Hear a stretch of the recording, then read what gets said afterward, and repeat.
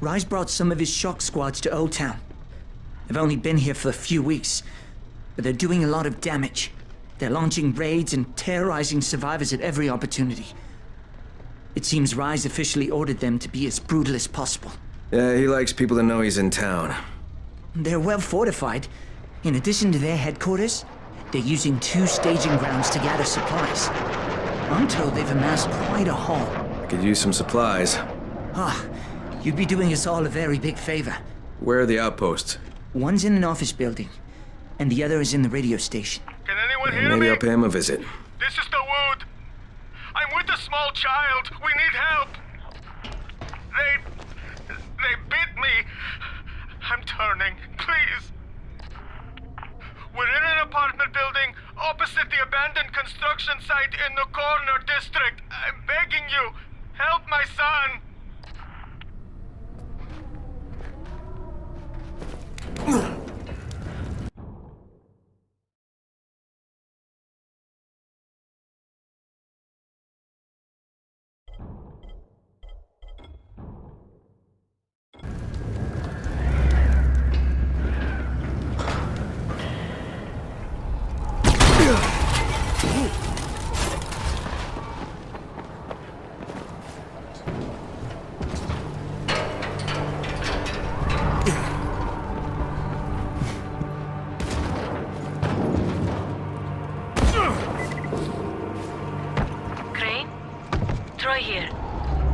Copy. What is it, Troy? Savvy has an idea how to break through the radio jamming and contact the outside world. He'll be working on that while you're busy looking for Jane. I'll be in touch. And if I may make a suggestion, avoid the infected if you can, okay? They've always been dangerous, but now they're mutating into something even more deadly.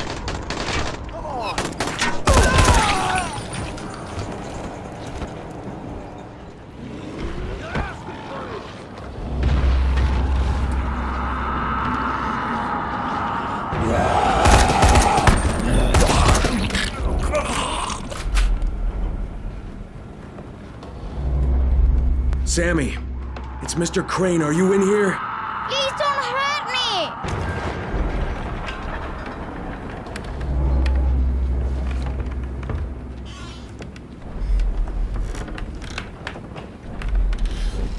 Go away! Leave me alone! Easy, kid. Hey, it's all over. You all right? My dad got hurt. He said he's becoming like the other sick people, and that he couldn't protect me anymore.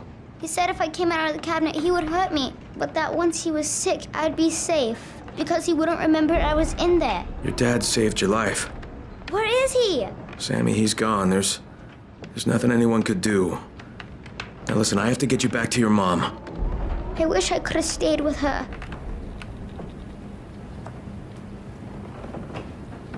Troy, it's Crane. Go ahead.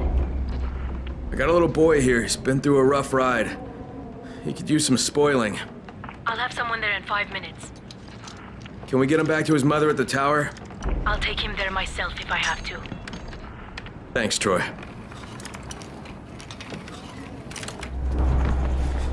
Here comes Phrase. We must avoid technical terms. Keep the concept simple. I just want to talk. Try listening. The first bullet goes over your head. The next one goes through it. Stop it, Edward. You don't want to scare off someone who might be willing to help us. We don't know this arsehole from a plate of falafel. Don't argue with me. Let him in. Seems Errol wants to talk to you. There won't be any trouble. Do I look worried? Scared to death. He's perceptive. Come in. Come in.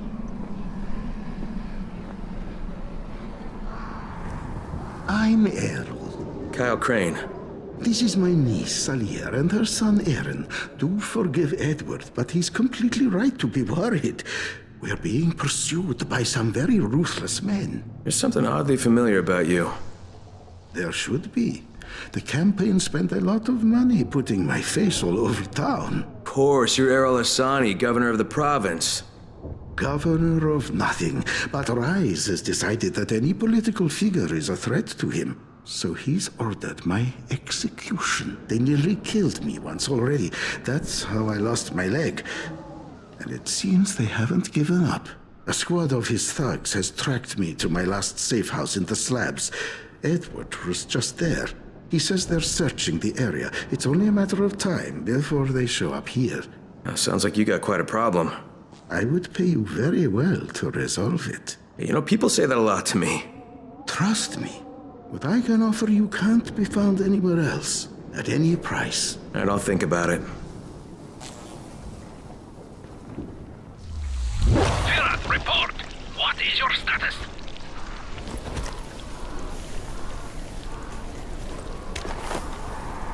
You get lost? Get your asses back here then. Gabriel's Estate 5. Come in through the basement. Is that you, Ozan?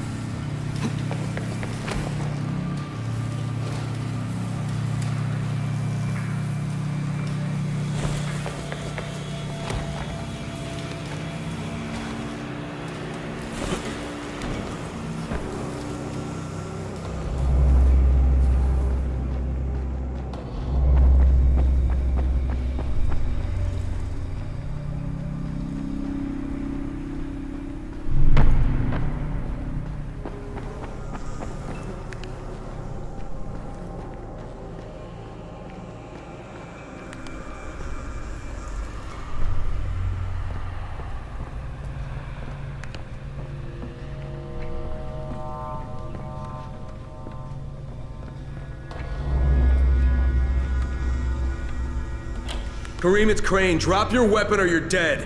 What the hell's your problem? This doesn't concern you. Sorry, Kareem, but Errol Hassani is my concern. You're working for him? You're a fool. I was his bodyguard, okay? After everything got fucked up and they built the wall, we got overrun. He got bitten on the leg. I took him to Randall, the only doctor I knew in the slums, and we cut it off. Clean. It was the only way. He would have turned if we hadn't done it. But the stubborn bastard never forgave us. So, we parted ways. So why are you trying to track him down now? Early on, the authorities evacuated all the political bigwigs out of the zone. Errol told us there was a chopper on the way to take us out with him. Then he got bitten. And with all the shit that happened after that, we missed the flight. But after you turned on the transmitter, we heard Errol asking for evac. And a couple of days ago, somebody responded. From outside. The old bastard's got a flight out, and I want a seat on it. What about Rice? Does he care about this guy? Not a rat's ass. This was my business. I just want to get out of Haran. Yeah, well, looks like you won't be making that flight, huh? That had already dawned on me. But I'd like to walk out of here. Look, if I see you again, I'm gonna assume the worst. You got it? Fair enough. Good luck, Crane. You're going to need it.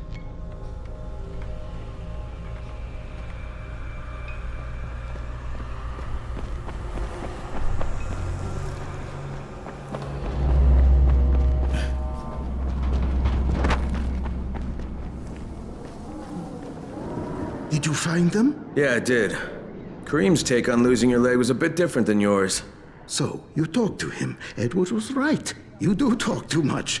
You should leave the talking to people like me, and I'll leave the killing to people like you. However, Kareem was my bodyguard. He allowed me to get bitten, but I don't really blame him for that. Hey, he saved your life. By hacking off my leg? The morning I was bitten was the same day they began dropping suppressants. You understand? I told him the antizin drops would begin within hours. All they had to do was wait. Instead, he listened to that idiot doctor of his, and Kareem held me down as the butcher chopped off my leg. Now he thinks I should fly him out of here. Yeah, well, I told him that's not gonna happen. You should have killed him. How about you leave the killing to people like me, huh? Quite right. I can get you out of here, Crane. Maybe I like it here. More likely you've made your own arrangements. Well, they won't work. You've been bitten. I can see it in your eyes. You'll never get past the NCOR quarantine. Past what? You see, you have no idea what's going on in the real world. Whoever you think you know, they're not political. And that's the only thing that's going to work now. You don't believe me? Then think of it as an ace up your sleeve. A backup plan. In case you haven't noticed, things don't always work out the way they're supposed to in this town. All right, if I'm interested, what happens next? two things. The first is we need to paint some markers on the rooftop. There's no paint around here, so you'll have to go out and find some. And the second thing is, well, let's just say you'll be leaving here in a better way than when you arrived. Now, go find some paint.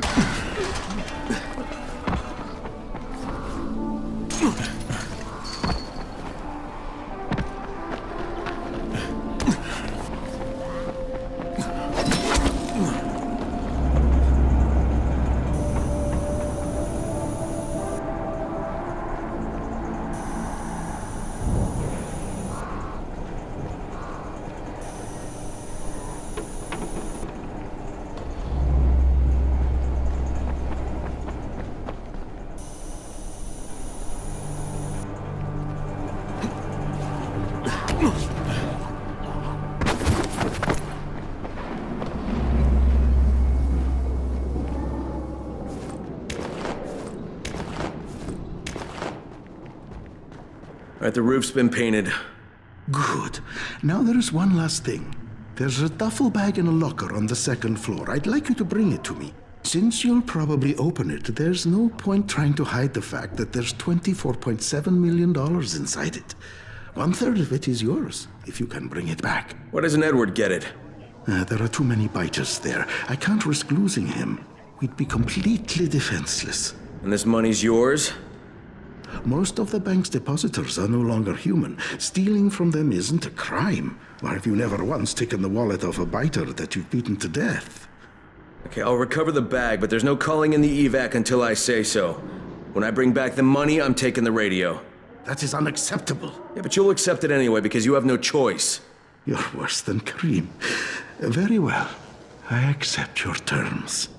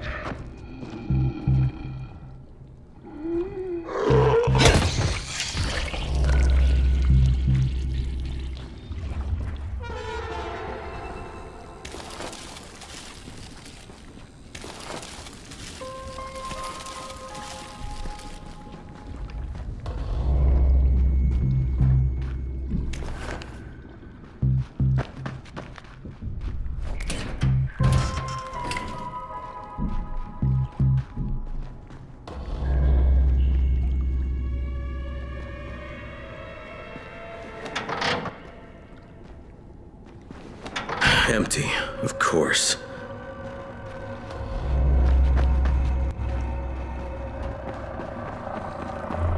Sorry, Crane. I had no choice. Kareem said I was a fool to trust you. It's not what you think.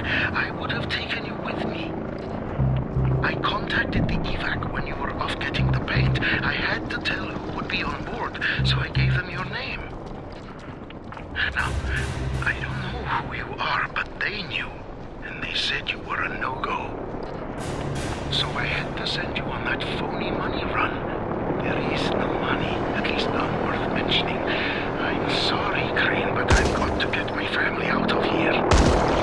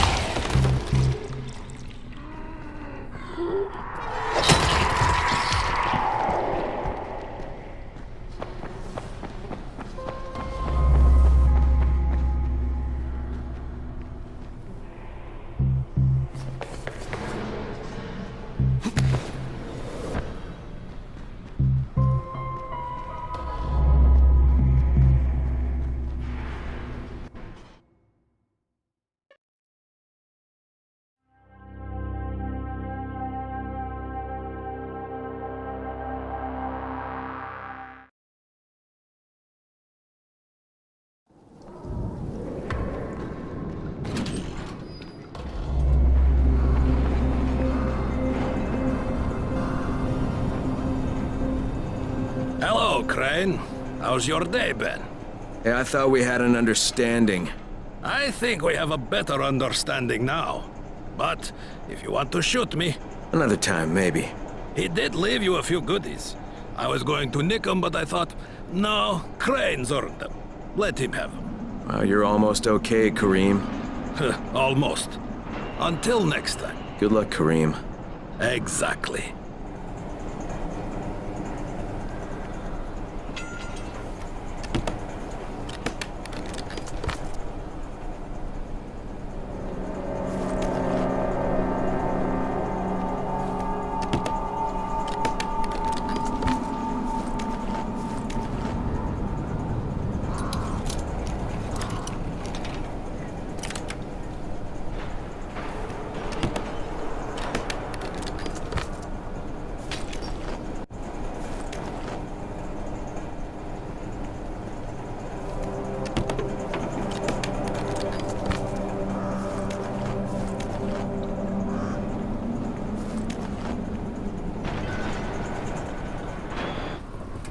Hey, boys. What are we into this time? Do you understand what a battery is? Tall guy, you're overwhelming him. Inside the engine compartment of a bus is a heavy rectangle. I know what a battery is. Okay, we need bus batteries with marine-grade plates and rated at 1300 CCA or better. CCA means cold cranking amps. Obviously. It's a pretty big battery. Yes, easily 50 to 55 kilograms each. That's equal to several large rocks. He's American. The metric system makes him angry. We will need 3 of them. Oh, you can use your brute strength. We know you primitives are keen to show how strong you are, to demonstrate physical prowess. You think it will attract females? Ugly and stupid. What else does he have? How does he live like that? Who knows? You have your instructions. Go do your, interpretation of them.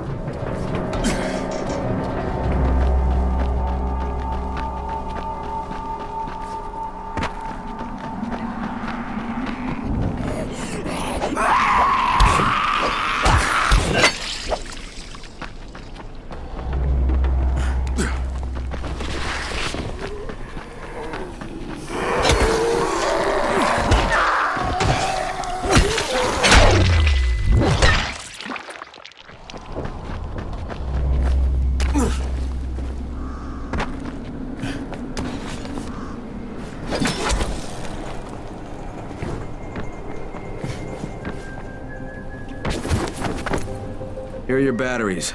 Better check them for bite marks. Well done. Ah, no problems with the counting part of the mission? How much more do you need to do on this project of yours? None of your business. Goodbye.